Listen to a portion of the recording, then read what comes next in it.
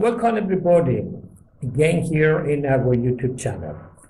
Today we will talk about T.M.Js and cervical pathology to understand how the T.M.J's dysfunction, or better saying, the craniofacial dysfunction, can affect the cervicals. And that's, in my opinion, is a very, very important topic just to understand the causes and the treatment.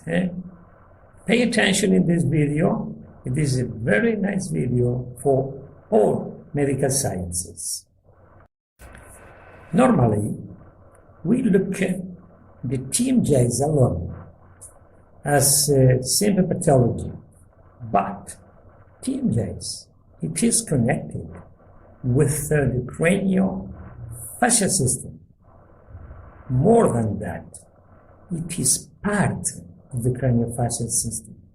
And we cannot talk only about T.M.Js, but it's very important to understand how the dysfunction of this particular system with this particular joint can affect our cervicals at the beginning and the cervical column at the beginning, but later the whole posture of our body. And I will try to explain that in this presentation. We talk a little bit about the NPR. NPR, it is a very, very interdisciplinary protocol that involve the whole medical sciences in physical rehabilitation. As I told you before, NPR is an interdisciplinary protocol, integrated protocol. It's a revolutionary method for prevention and also for treatment. It is a main protocol to whole medical sciences to speak the same language in diagnosis and therapy. And that's why we will talk today in only one part of our protocol, that is craniofacial system dysfunction. NPR is part of the physical rehabilitation. It's making the balance between craniofacial system and the rest of the body. That means craniofacial system and the tonic postural system. And that is very important in physical rehabilitation. But today we will talk only about one part of the craniofacial system, that is the T.M.Js. We're talking about the relationship and the effect into the cervicals. Temporomandibular joint, as I told you before, it have different functions: mastication, the speech, etc. But its movement depends on the function of the ligament and muscles, and the occlusion of the teeth is a very important factor we have to take care when we treat the T.M.Js. T.M.Js is just not an isolated joint. It is a part of the craniofacial system, a very important system in our body. And that's very important to understand. Craniofacial system is composed of several bones and muscles working in harmony between them and between the rest of the body. The correct functioning of the craniofacial system depends heavily on a balanced mandibular posture, which in turn depends on a good functional occlusion to maintain that. What they mean?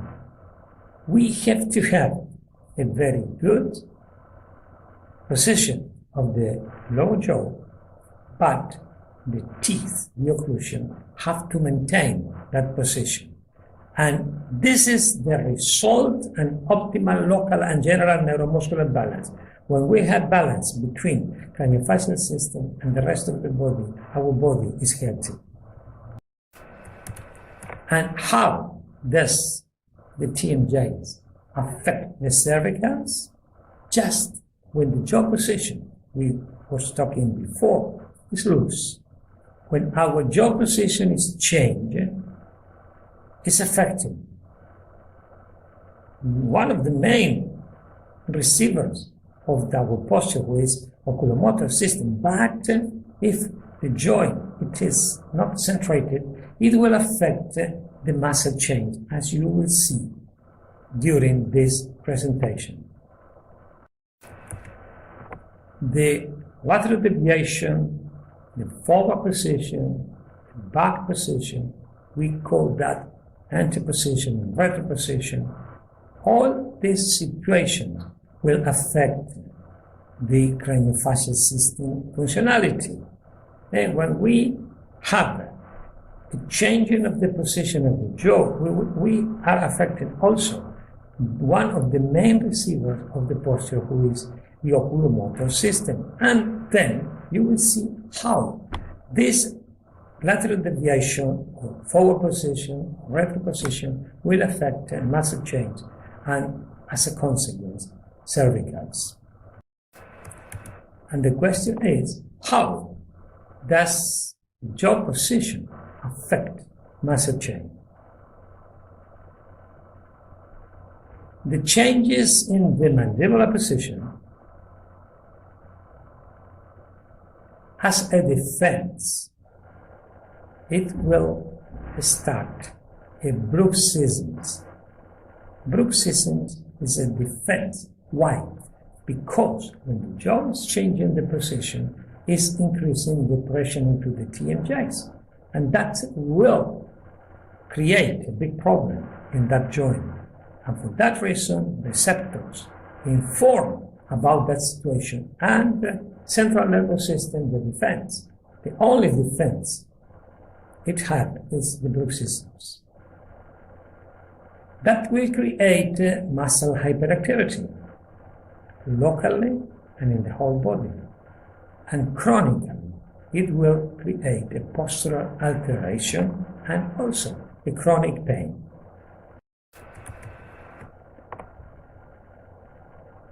When this jaw change the central relationship, it will increase intraocular pressure.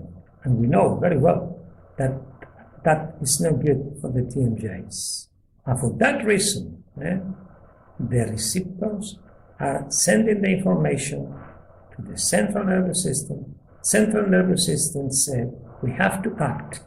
Bruxism, it is my only tool I have to unblock the occlusion. But that is creating a lot of problem, because it's a very circle that will never stop. As I said, occlusion is danger for the joints. We go ahead to the teeth. Changes of the jaw position, increase depression, alarm signal, bruxism. This is the way that happened, the beginning of the craniofacial dysfunction. This hyperactivity creates stress in the muscles, in the muscle chain. From here, we go first to cervicals, then to lumbars, and then to the feet. Chronically, we will affect the whole body. Remember, bruxism, it is a TMJ's defense. It is not a disease. When it's danger, start the defense. It's a very bad defense, because it's creating more trouble in the future. Bruxisms start to create an domino effect into the muscle chain, and then chronic pain and injuries. A common misconception is that bruxism is caused by stress. That's wrong. That's very wrong. Bruxisms chronically will create stress.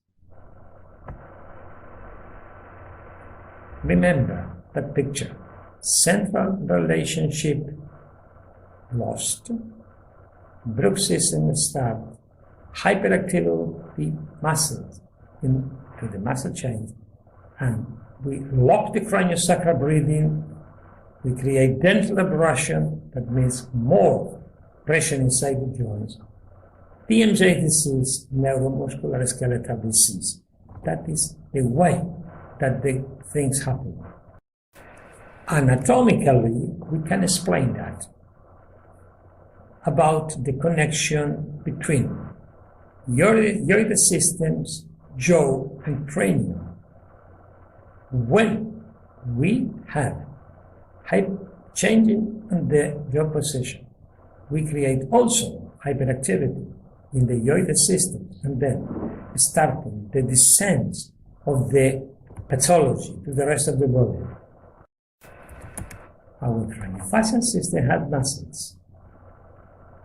When the jaw changes position and the back position is the most dangerous situation because it's increasing the pressure into the main area of the T.M.Js.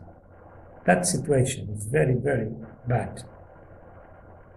That is creating hyperactivity in the suboccipitals, craniofacial muscles, and neck. When we have that, we start the disease.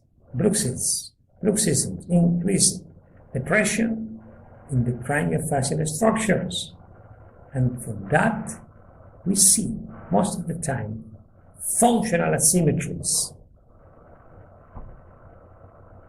The retro position is the most dangerous problem in our craniofacial system. That situation is creating, first, block in the upper cervicals, and then slowly, the whole cranial muscles, and then if we go, we will create a blockage in the neck, and chronically, we will affect the rest of the body, and that's very important to understand because it is a domino effect. The most severe situation, that is the back position, is blocking the first and second cervicals. Normally, is creating that. In that area, the hyperactivity. Lateral deviation normally affect the lower cervicals, the lower part of the spine. We will understand now that the jaw position is very, very important to be healthy, our craniofacial system and the rest of the body. We see one clinical case, patient who have a teeth problem, jaw position problem, and is creating neck alteration and functional scoliosis. That's happened in most of the patients who have changed the jaw position, who lose the central jaw position. One of the diagnoses is clinical, but also we have in our school the posturometry, because our body is searching the best study center, and we can measure that with the posturometer. That is a good element for diagnosis, to understand hyperactivity of muscles, body posture, occlusion, jaw position, etc., etc. And the treatment. The treatment in our protocol is very simple. We have to annulate this negative effect to allow people who is doing rehabilitation to obtain a very good physical rehabilitation. And we call that the programming of the jaw. And we do that with the bed. That is the body equilibrium device. It's an oral appliances for nighttime who annulate immediately the craniofacial system dysfunction. This simple device that you can adapt in the mouth of the patient is annulating the craniofacial system disease, as you see there. A simple device, nighttime, annulating our stress, our dysfunction. It's a very simple tool, very, very simple tool that we can functionalize and then readapt anytime. Physical rehabilitation or doing any change. I show you only one case. This patient with the jaw position altered, teeth who are blocking, that patient is making bruxism, making abrasion, and then as you see there, the patient before, he has very bad body weight and distribution and very bad body center, it's not centrated, and also an overload of 4.6 kilos to the right, and after treatment with body equilibrium device in the graphic of the right side, overload is 0, body center is centrated, body weight distribution is better than before. This is the way how we are treating, annulating the body with the body equilibrium device, the craniofacial system dysfunction, to allow the whole people who are doing rehabilitation a good physical rehabilitation. In that simple presentation, I try to explain how we can make a diagnosis and treatment for the craniofacial dysfunction and obviously for the TMJs. I hope you enjoyed that video and you will follow with us every Friday at the same time with the English presentation. Take care, enjoy our presentations, join our channel. In our channel you have a lot of videos to see and a lot of presentation. I will see you in the next time for more interesting topic in the NPR. Bye bye everybody.